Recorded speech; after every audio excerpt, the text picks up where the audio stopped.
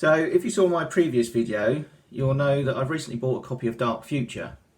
Now, I've read the rules, played a couple of kind of test games, and I thought I'd put a very basic how to play video up before we do our main game that we're going to put up on this channel for you to watch, so that you'll have an idea of kind of how the game plays and what's going on.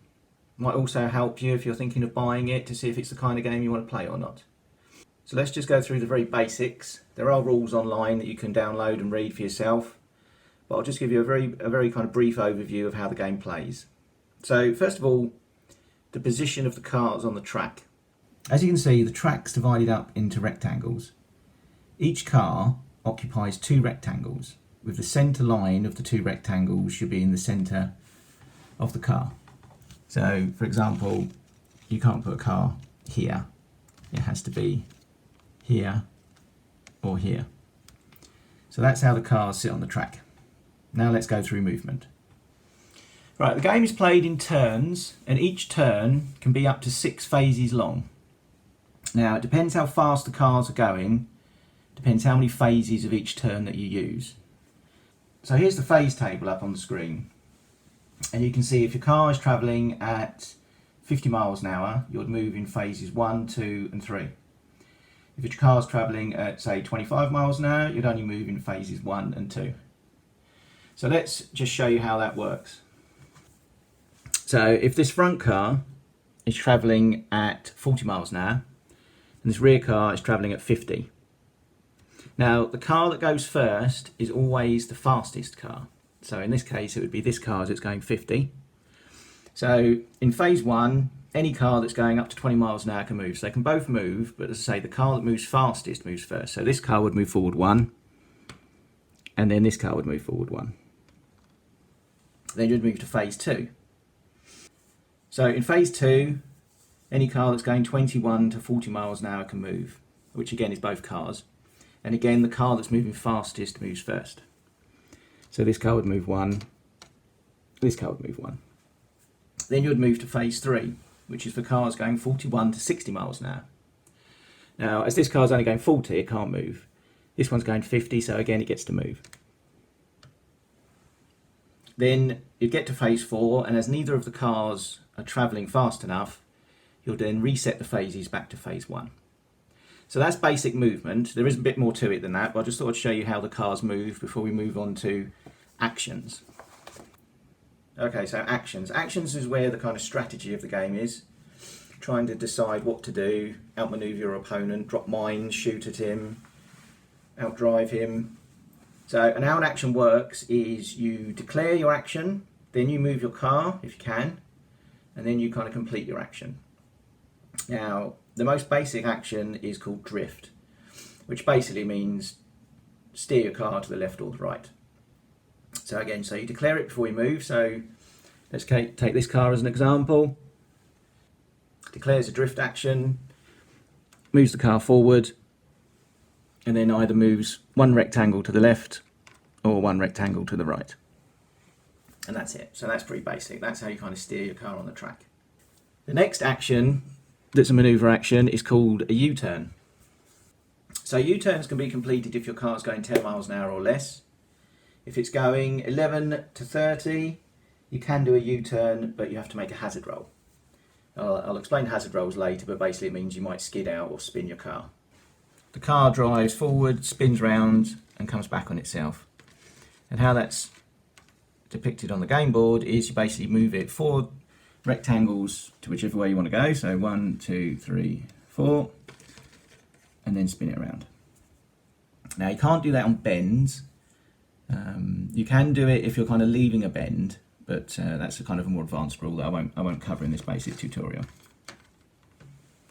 The next action to cover is accelerate. This is obviously where you just speed your car up. So say you're travelling at 50 miles an hour, you say I'm going to accelerate my car by, the Renegade can accelerate by up to 20 miles an hour. So we'll say it goes from 50, we'll say it accelerates up to 70. So again, you say I'm going to accelerate. Then you would apply the accelerate and change its speed to 70. Now, you can only accelerate your car if it's actually moving in that phase. and the new speed doesn't take effect till the end of that phase.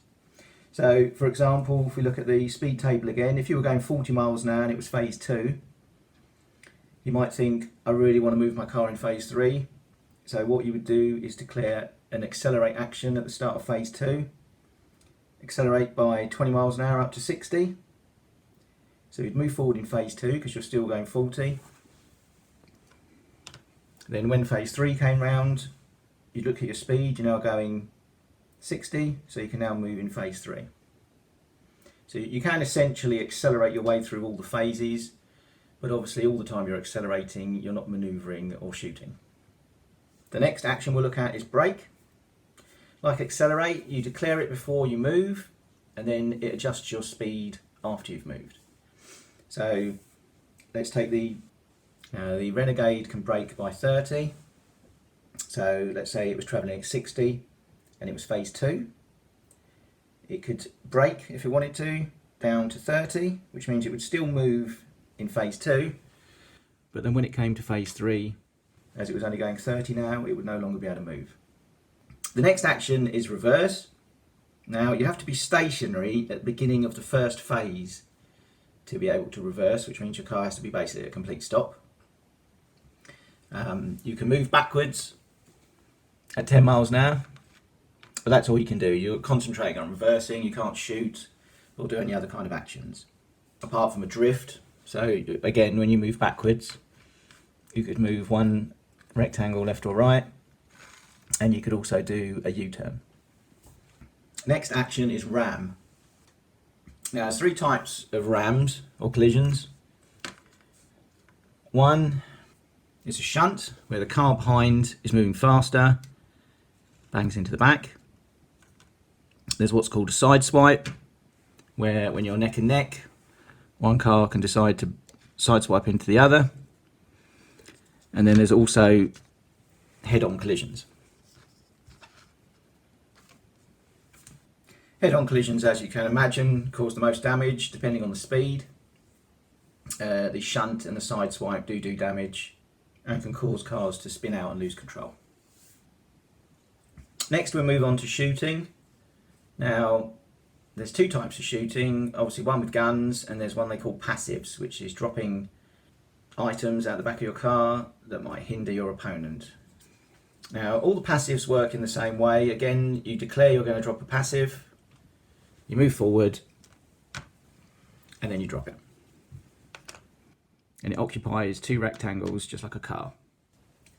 Now this one is smoke, which when you drop it, everyone can see you've dropped it, and all it does, it reduces the aim of the car behind. So if this car was now shooting at this one, it would get a -1 for each smoke counter that was in the way. So if there's 2, it'd be -2, up to a maximum of 3. So it'd be a -3 maximum if you dropped lots of smoke. Now the other 3 passives you can drop are spikes, that burst cars' tyres, mines, that obviously blow cars up, and oil, which makes cars skid. Now another interesting feature of the game is when you drop one of these passives, you drop it face down. So for one, the car doesn't know what type of passive it is, but you also have some of these dummy counters which look exactly the same. So sometimes you can just drop a dummy counter which won't actually do anything apart from maybe deter the other car from following you. Now the last action we're going to cover is shooting. This is where you fire the weapons that are actually on your model. So for example, say this car was going to fire his hood mounted machine gun. At this point I'll just explain your fire corridor.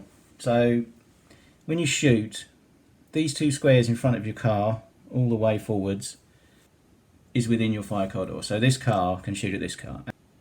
And even off to the side, as long as the target is within these 2 rectangles going forward, then you can shoot at it. So if this car was here, it could only shoot along these rectangles, so it would be missing that car, so it wouldn't be able to shoot at it.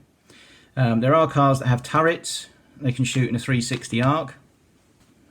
And you get this range template with the game, which obviously you can use to shoot round, and also you can use that on corners when trying to work out where your car's shooting. Like all actions, you declare you're going to shoot, you move forward if you can, and then you fire your gun. To work out the hit number, you count the range in rectangles, so it's 1, 2, 3. So the hit number is a 3. You modify it by any weapon modifiers. The machine gun has +2 accuracy, and because it's hood mounted, it gets another +1, so it gets +3. So it's quite an easy shot at this range. When you roll to hit, a natural 1 on the dice is always a miss. So a 2 plus our 3 makes 5. Our target number was 3, so that's a hit.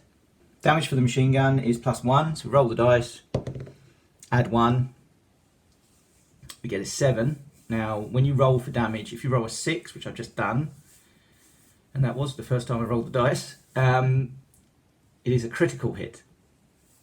So first of all, let's do the damage. So it's taken 7 damage. The Renegade has got an armour of 3, so you subtract that from the damage. So that means it takes 4 damage. Now it can take 18. As you can see on the chart here, when it gets down to 12, it will lose 10 miles an hour of its maximum speed and 5 miles an hour of its acceleration and 1 point off of its handling. And then again, when it gets down to 8, it will lose that again and again at 4. So as cars get damaged, they actually get worse, they get slower, they don't accelerate as well, and they're harder to drive, which is quite good because it means the cars kind of deteriorate as you shoot them. So yeah, that's knocked it down to 14 damage. So it's still okay at the moment, but let's look at the results of the critical hit. Now there's different critical hit tables depending on which angle you were shooting the car. Obviously we're shooting from the rear. So we'll roll the dice again. We get a 5, which says roll again. Yeah, another 5. Driver.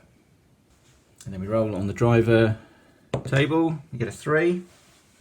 Injured. Reduce the driver's drive skill by 1. Drivers travelling faster than the safety limit of 20 miles an hour are forced to take a hazard roll. So that car would probably be going faster than 20. Okay, so let's say that car was going at 40, so you'd have to make a hazard roll, and the safe speed limit was 20. So we get a 5. Add the excess speed for every 10 miles an hour or part thereof by which the vehicle exceeds the safety limit. So if you remember, the safety limit for this roll was 20. We were going 40, so we add 2, so that makes 7.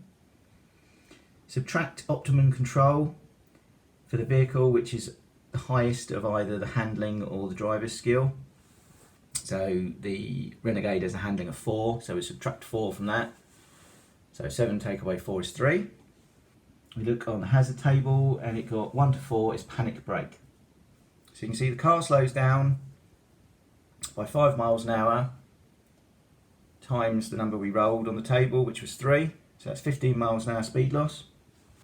So we adjust the current speed and then carry on. Right, let's just talk about corners briefly. Now, when your car goes round a corner, you can see each lane has a safety limit. If your car's exceeding the safety limit of the higher number that the lane you're in, so this car is in both these lanes, but you always use the higher number. So if this car was going 80 in a 60, it would have to make a hazard roll with a +2 modifier, because for every 10 miles an hour over the safety limit is +1. The other thing on corners is when you drift on a corner, you can't turn inwards. You can only drift outwards. So that's corners. So there you go. That's a very brief overview of the rules. Brief gameplay. So we are going to be putting up a gameplay video soon. We'll be able to watch a whole game and see all the rules in action. I'm no expert on this game. If anything's wrong, then obviously let us know, comment below. And hopefully we'll see you soon with a gameplay video.